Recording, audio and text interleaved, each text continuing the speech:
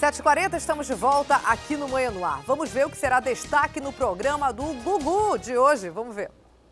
Uma mulher faminta pede restos de comida em um shopping. Eu podia comer o que sobrou do seu almoço? O que você faria diante desta cena?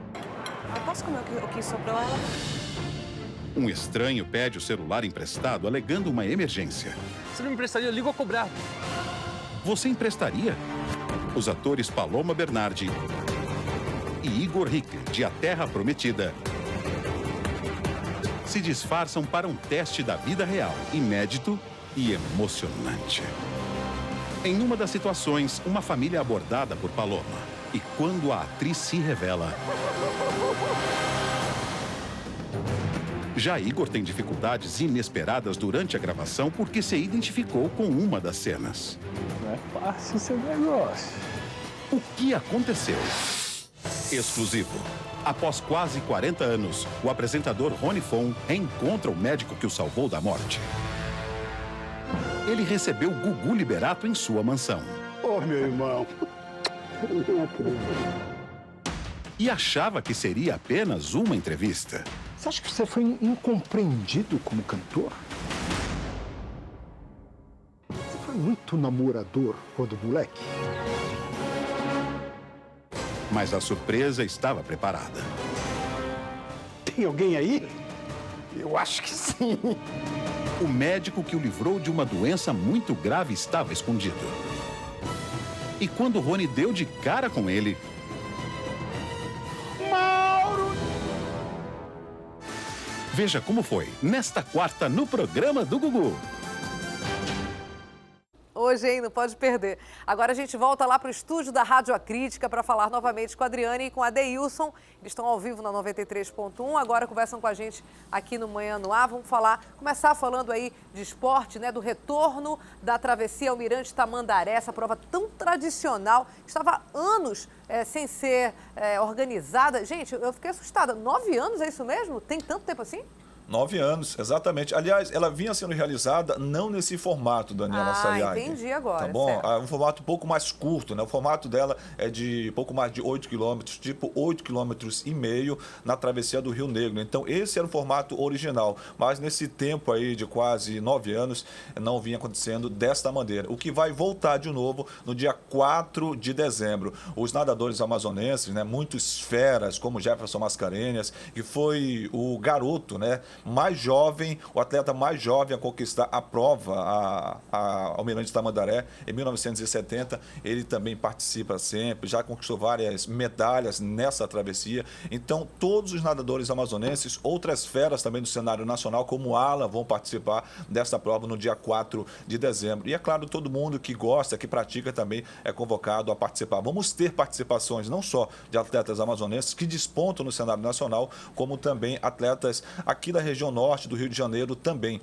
Então, uma prova que muita gente participa, tradicionalíssima e que motiva muita gente para participar. São esperados, ao todos, aproximadamente 124 atletas em várias modalidades, né? Em outros trajetos também que serão realizados durante a prova Almirante Tamandaré no dia 4 de dezembro. Almirante Tamandaré, que é a travessia do Rio Negro, não é isso? De uma ponta a outra. Antes eles partiam de uma balsa e agora vai ser de uma margem a outra, é isso? Exatamente, de uma margem a outra, e os relatos são incríveis de quem participa dessa travessia. O próprio Jefferson Mascarenhas também, eu tive a oportunidade de conversar com ele várias vezes, né? Ele fala dessa situação, você começa de um lado, né, da travessia do Rio Negro, você não vê nada, só vê mesmo assim, tipo o rio mesmo, um negócio muito longe, distante. Aí em cada abraçada você vai começando a ver ali a parte de cima dos prédios, né? Alguma iluminação, algo parecida. Você já vê também os navios da Marinha, como a gente vê inclusive aí algumas imagens, né, do percurso. Então são relatos fantásticos e só mesmo quem participa sente, pode viver de forma eternizada esse momento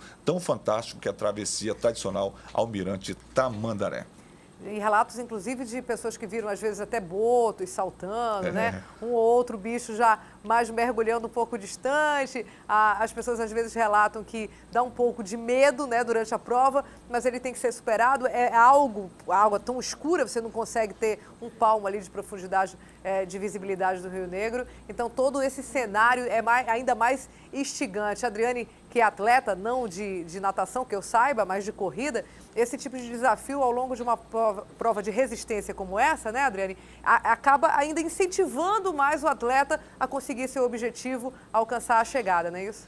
É isso mesmo, Daniela, porque quem compete, né, principalmente os atletas profissionais, é uma dedicação de vida mesmo, assim. Você muda todos os seus hábitos para praticar atividade física, renuncia a muita coisa. Então, esse momento é o tudo ou nada e é uma gratificação muito grande para um atleta quando você é agraciado. Primeiro que o ambiente já é um ambiente muito favorável, né? Já é algo muito bonito, um local onde já estimula a prática esportiva e aí, de repente, você ainda é agraciado por ver animais da nossa região. Então, é muito bacana, as pessoas se emocionam muito, mesmo até de concluir. Vem gente de fora participar da competição na Amazônia, porque é algo que tem uma representatividade muito grande para quem faz esse tipo de prova.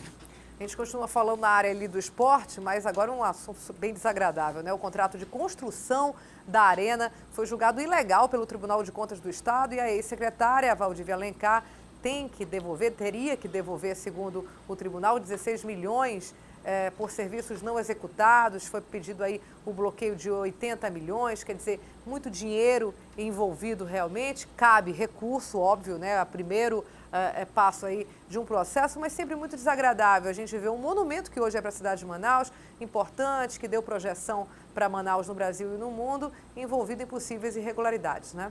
Isso mesmo, Daniela, e é uma arena caríssima, né? Ela custou mais de 623 milhões de reais com seus aditivos. O acréscimo do preço original do projeto foi de mais de 124 milhões, é muito dinheiro, que é o que a gente chama de aditivo. Quando uma empresa ganha uma licitação para fazer a obra, tem o valor apresentado por ela, e ela inicia. Se de repente, no meio do caminho, percebeu-se que o dinheiro não seria suficiente, teve alguma mudança no projeto original e aí precisa de mais dinheiro, é o aditivo que é conhecido. E precisa de uma aprovação para liberar esse aditivo. E de tanto aditivo, deu mais de 120 milhões de reais para a Arena da Amazônia. Só que 16 milhões desse aditivo, de acordo com o TCE, foi para uma obra fantasma, porque não existe comprovação no projeto de para onde esse dinheiro foi, de que forma ele teria sido utilizado. E por conta disso, esse aditivo de 2010, o tribunal quer que a ex-secretária de Infraestrutura, Valdívia Alencar, que estava à frente da pasta na época da obra, devolva esses 16 milhões. E também bloqueou esses 80 milhões que você falou. Esse dinheiro é o que falta ainda ser pago a Andrade Gutierrez, a empresa que construiu a Arena da Amazônia. Então, a recomendação é da devolução desse dinheiro, a condenação pela devolução e também o bloqueio desse dinheiro, porque há um processo de investigação ainda para que haja clareza, né, nesse processo da Arena da Amazônia, que não se sabe para onde 16 milhões de reais foram. Pelo menos é essa a constatação do Tribunal de Contas. Muito dinheiro realmente, precisa prestar conta, todo mundo quer saber para onde foi esse dinheiro, né? Adriane, muito obrigada. Deilson também, ótima quarta-feira para vocês, para todo mundo que acompanha a gente agora pela rádio. Ótimo dia, Daniela. Até amanhã. Tchau, tchau. E agora a gente vai conhecer a história de um dentista que deixou o estado natal dele para conhecer todas as capitais do nosso país, e não são poucas, e o país não é pequeno, como a gente sabe, né? Só que ele escolheu como meio de transporte, sabe o quê, para fazer essa viagem? Um jipe usado na Segunda Guerra Mundial, no mínimo inusitada essa aventura. A trajetória começou em 2014 e deve ser finalizada esse mês, e na bagagem dessa jornada, com certeza o que não faltam são histórias para contar. Vamos conferir na reportagem do Danilo Alves e do Gustavo Barros.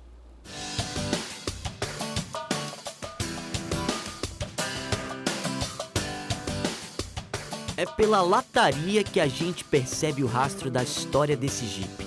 Ele já foi um carro de militares, foi usado na Segunda Guerra. As peças, originais. O motor, um pouco enferrujado, mas tudo fabricado em uma época difícil. Esse Jeep eu adquiri ele há mais ou menos uma década, de um mecânico que tinha um filho que queria pôr aparelho, e aí ele me propôs para a gente fazer um negócio, para ele também poder pôr o aparelho do filho dele, e a gente acabou negociando o Jeep. Só que ele estava todo desmontado, essa é a peculiaridade, né? Ele me ofereceu um Jeep desmontado porque ele tinha recebido isso em pagamento para ele montar um outro da mesma época. Foi através do tempo que o carro foi parar nas mãos desse cara aqui, um dentista do sul do Brasil que decidiu fazer algo diferente. Ele usou esse Jeep para rodar o país. Porque não se tem na literatura alguém brasileiro que tenha feito uma expedição tão grande igual a essa, né, de visitar todas as capitais com um Jeep tão antigo. E eu, já que tinha ele parado, vou botar ele na estrada para rodar. Na bagagem, ele mostra as fotos de onde já percorreu. E foi muito chão, viu? Em 2 anos. Foram 25 mil quilômetros rodados. 25 capitais. E olha que o Jeep só pode rodar até 60 quilômetros por hora. Se não...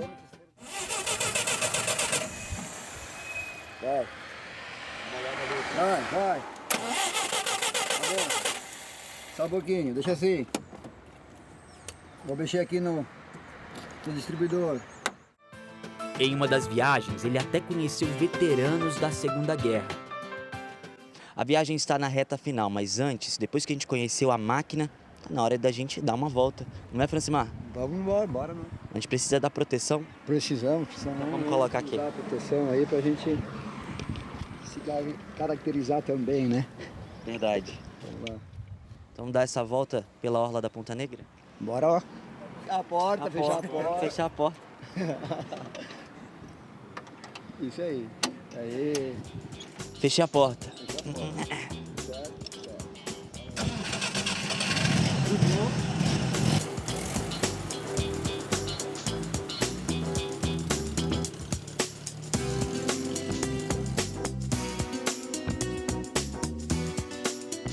Durante o passeio pela orla da Ponta Negra, cartão postal da cidade, ele explicou sobre o projeto 4x4 Carbono Free.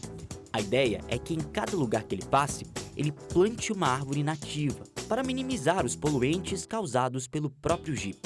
Levar a conscientização às pessoas. Eu sei que as 10, 20, 50 árvores que eu vou plantar não são essas árvores que vão fazer a diferença, mas o que eu estou plantando na cabeça das pessoas que ouvem isso, as crianças que ouvem isso, o homem do Jeep que chamou atenção para as árvores, para a natureza, né? Para o efeito da queima do combustível, que é tóxico. Eu acho que isso é que vai ficar. A expedição, que durou 8 etapas, chega ao fim ainda esse mês. Falta só Porto Velho e Rio Branco para conhecer. 70 anos depois do final da guerra, eu saio com uma expedição por todo o Brasil para divulgar a paz, para divulgar uma ideia de conscientização sobre a natureza. Eu acho que isso tem tudo a ver com uma coisa legal que eu fiz, quem sabe vai marcar minha vida toda. Destruir pode ser o ato impulsivo de um único dia, assim como a guerra. Construir pode ser a tarefa lenta e difícil de anos, assim como a viagem do Francimar. Mas para ele, o que vale a pena é plantar as boas ideias que ajudam a humanidade. E nada melhor do que espalhar a consciência em preservar o meio ambiente do que na Amazônia. E é assim que ele se despede e se prepara para mais uma história. Muito bacana, né? Antes de qualquer coisa, tem que ter coragem, né? Para tomar uma atitude como essa, uma iniciativa como essa. Não, eu tô nessa câmera aqui. Não é fácil, não, você de repente largar tudo aí para uma aventura assim. Daqui a pouco, no Crítica Play, a gente vai te mostrar o passeio feito pelo Danilo Alves, que pegou uma carona aí no Jeep lá na Ponta Negra. Por lá, nosso repórter ensinou aí algumas gírias amazonenses, acabou aprendendo também novas palavras com o viajante. Foi um papo bem descontraído que a gente mostra para você nesse complemento, né, nessa extensão do Manhã no Ar pela internet. Agora são 7 horas e 53 minutos, quase 54. A gente agradece muitíssimo a sua companhia. Convida para você continuar com a gente. Agora tem programação nacional da Record Fala Brasil. Logo depois, Hoje em Dia, às 11, Magazine aqui na Crítica Record, meio-dia, Alô Amazonas. E como eu acabei de dizer, tem complemento do Manhã no Ar no Crítica Play. Você que já baixou o aplicativo gratuitamente, continua acompanhando a gente aí pela internet, por seu telefone ou tablet. Você que não baixou ainda, vai lá, baixa, é grátis, tem conteúdo exclusivo. Para quem acompanha a gente pela internet ou pela TV, eu quero desejar uma ótima quarta-feira. Espero vocês amanhã às 6 em ponto aqui no Manhã no Ar. Tchau, gente, até lá.